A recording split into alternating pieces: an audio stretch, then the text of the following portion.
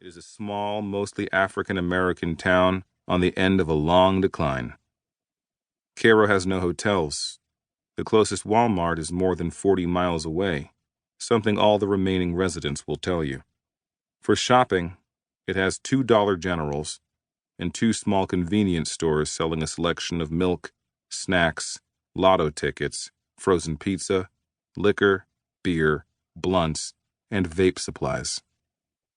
The closest McDonald's is 15 miles away, over the Mississippi River in Charleston, Missouri, a small town that has fought the surrounding decline despite losing most of its factories.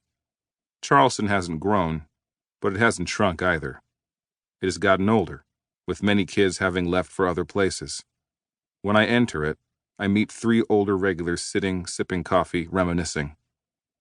We used to make things in this town, like shoes and rubber. Those factories, Brown Shoe, Gates Rubber, and Stark Manufacturing, all left from Mexico in the 90s. Our national government allowed factories to leave. You used to get jobs right out of high school in them. You couldn't get rich from them, but they gave you enough to build a family. We used to have a Walmart here, but that closed up. Now we have to drive 20 miles to get over to the one in Sykeston. At least we got the Flying J to bring in trucks. I went to Cairo to try to understand the long history of frustrations and wrongs endured by the blacks there that culminated in the protests following the death of a young black man in police custody in '67. I expected to hear a lot about those wrongs in Cairo from the black residents, but I don't. Those left in Cairo are focused on the present and trying to get by, to be able to live in a place where they grew up. Getting by in Cairo is tough. Walking around feels like surveying the damage long after a natural disaster.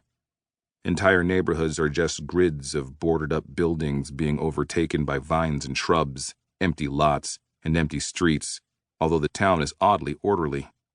The empty lots are mostly free of garbage and not overrun with growth. The streets, street signs, and stoplights are all in order and working. There isn't much trash because there is nobody left to litter.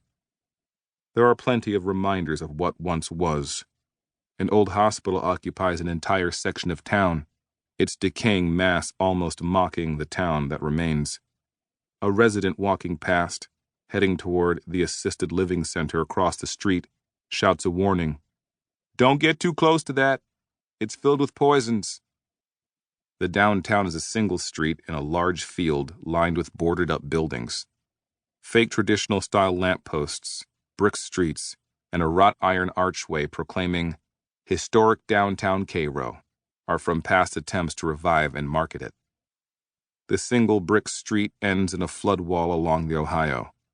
Behind the wall, Tom, 56, is sitting next to his truck, watching the barges head down the river. He is the only white person I have seen, and he eyes me with caution. I really shouldn't be talking to a stranger. This town isn't safe that way. Didn't used to be like it is now. People with money all left. Like a ghost town now. Like a ghost town. Despite his concerns, he opens up and talks for close to an hour, reminiscing about Cairo and how it used to be. Cairo used to be something. We had a drive-in, we had clubs, we had businesses, we had stores, we had shops. It has 2 rivers but can't do a thing with them, because nobody wants to invest money in this town. You go 30 miles in any direction from here, go to Paducah, Sykeston, or Cape Girardeau, they're thriving. All 3 of them have Walmarts. So to get anything, you have to go 30 miles there and 30 miles back. When I ask if he remembers the protest, he changes my wording to riots. Businesses all left after the riots. I remember them marching and the boycotts, and then the National Guard came. Then businesses left, and now there are no food stores or no gas stations. He goes into the cab of his truck and finds a postcard he keeps in a glove compartment jammed with tools. This picture is from 1927, when Cairo was something.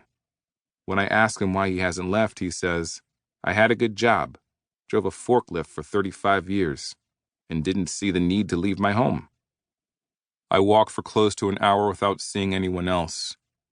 Eventually, I spot a man walking down the street smoking a cigarette in a neighborhood of beautiful Victoria.